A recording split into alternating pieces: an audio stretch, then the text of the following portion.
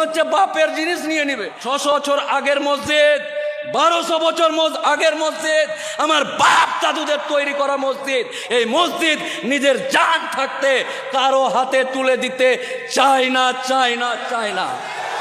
আমার বাপ যেখানে সাহিত্য আছে, আমার দাদু যেখানে সাহিত্য আছে, এই সরকার চক্রান্ত করে ওই কবরস্থানের মধ্যে এই গাড়ির চাকা, টোটোর চাকা আর পানের পিঠ ফেলতে চাইছে। সাবধান। আরে ওয়াকাফের জন্য একটা আদালত আছে, কোর্ট আছে, উকিল আছে, নির্দিষ্ট পদ্ধতিতে ওয়াকাফ আইন চলে। আজকে স্বাধীনতার পর আমার বাপ রক্ত দিয়েছে, আমার দাদু রক্ত দিয়েছে। এই দেশ, এই পতাকাকে বুকে নিয়ে আমরা 70-74 বছর ধরে এই দেশে বাস করছি। হঠাৎ করে একটা সরকার এসে বলছে আমরা তোর বাপের কবরটা নিয়ে নেব। জিসিবি দিয়ে খুঁড়ে আমার বাপের কবরকে শিকল দিয়ে আমার সামনে টেনে নিয়ে যেতে চাইছে। জিসিবি, কবরস্থান, বাপের কবর, যেই বাপের ঔরসে, যে বাপের জলে তৈরি হয়েছি, আমার বাপের কবর আমার সামনে জিসিবি দিয়ে খুঁড়ে চেন দিয়ে টানতে টানতে। আমরা জানি কি জন্য এসছি। শ্যামল বাবু বা আমার অমুসলিম ভাইরা জানে না যে আমরা এসছি কি জন্য। ওরা ভাবছে মোদি যেটা করেছে ওইটা ভালো করেছে। আপনাকে ক্লিয়ার করে দিই শ্যামল বাবু, দীপঙ্কর বাবু, আপনাকে ক্লিয়ার করে দিই, মুসলিম সম্প্রদায়ের মানুষ আপনার লগ্ন দেখে, ডেট দেখে, সিঁদুর পরিয়ে যে মেয়েটাকে বিয়ে করেছেন, আমরা ওই বউটাকে কেড়ে নেওয়ার আন্দোলন করছি না। আমি যাকে মোহর দিয়ে, মৌলভী সাহেব দিয়ে বিয়ে করেছি, এই সরকার বলছে উকিল সাহেব আপনার বউকে আমার ভালো লেগেছে, আই লাভ ইউ, আপনার বউ হামকো দে দো।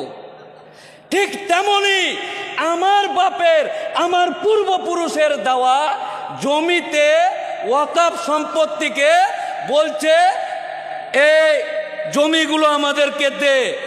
একটা উদাহরণ বলি, এই নতুন আইনে কি আনতে চাইছে, একটা 10,000 গ্রামের মুসলমান, 10 বিঘা কবরস্থান আছে, 10,000 মুসলমান, এদের যেটা বক্তব্য 10,000 মানুষ বছরে ওই গ্রামের মানুষ মরে 10টা বা 15টা, 10 বিঘা কবরস্থান রাখার কি দরকার আছে?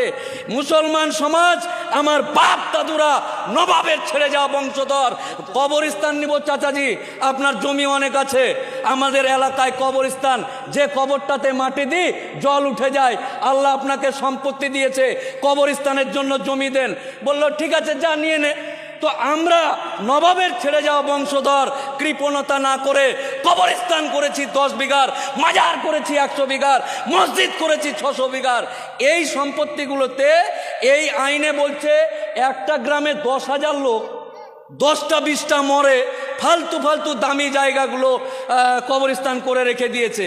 আপনারা যেহেতু এক গ্রামে 10,000 মরে 4-5 জন বা 10 জন, 4 কাঠা ঘেরে নেন, আর বাকিটা সরকার নিয়ে ওখানে টোটো স্ট্যান্ড, গাড়ির বাস স্ট্যান্ড আর টোটো ভুটভুটি আর পানের দোকান খুলবে। আমার বাপ যেখানে সাহিত্য আছে, আমার দাদু যেখানে সাহিত্য আছে, এই সরকার চক্রান্ত করে ওই কবরস্থানের মধ্যে এই গাড়ির চাকা, টোটোর চাকা আর পানের পিঠ ফেলতে চাইছে। সাবধান। আজকেই দ্বন্দ্ব ভুলে ওয়াকফ সম্পত্তি, এটা আমার বাপ তাদের মাথার ঘাম পায়ে ফেলে, যেমন আমরা কারো বউয়ের দিকে নয়, আমরা নিজের স্ত্রীকে বাঁচানোর জন্য, নিজের সম্পত্তি বাঁচানোর জন্য এই আন্দোলন করছি। আমার অমুসলিম ভাই সহ ভারতবর্ষের সমস্ত জনসাধারণ তারা যেন আমাদেরকে ভুল না বুঝে। আজকে মসজিদ ডিএমকে পাওয়ার দিচ্ছে, ডিএম যেতে যেতে যদি মনে করে এই টিপু সুলতান মসজিদটা খুব সুন্দর, এখানে তো মেট্রো হয়ে গেছে, ইয়ে মসজিদ হামকো দে দো, গব্বর সিং এর মতন ডায়লগ। মোদির লোক, এই সরকার বলতে চাইছে এ কালিয়া এ হাত মুঝে দে দে। ঠিক তেমনি ডিএম যদি মনে করে এই মসজিদকে তুলে দিয়ে এখানে বাস স্ট্যান্ড করব, তাহলে ডিএম তাদেরকে বলবে কাগজ দেখা। 600 বছর আগের মসজিদ, 1200 বছর আগের মসজিদ, আমার বাপ দাদুদের তৈরি করা মসজিদ। এই মসজিদ নিজের জান থাকতে কারো হাতে তুলে দিতে চায় না, চায় না, চায় না।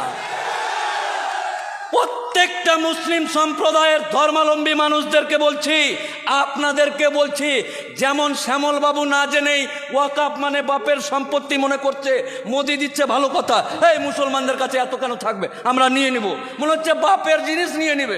ঠিক তেমনই আপনাদেরকে আমি মোফাক্কেরুল ইসলাম অনুরোধ করে বলছি, আপনারাও গিয়ে ওয়াকাফ কি মসজিদের জমি, ওয়াকাফ কি কবরস্থান, আরে ওয়াকাফের জন্য একটা আদালত আছে, কোর্ট আছে, উকিল আছে, নির্দিষ্ট পদ্ধতিতে ওয়াকাফ আইন চলে।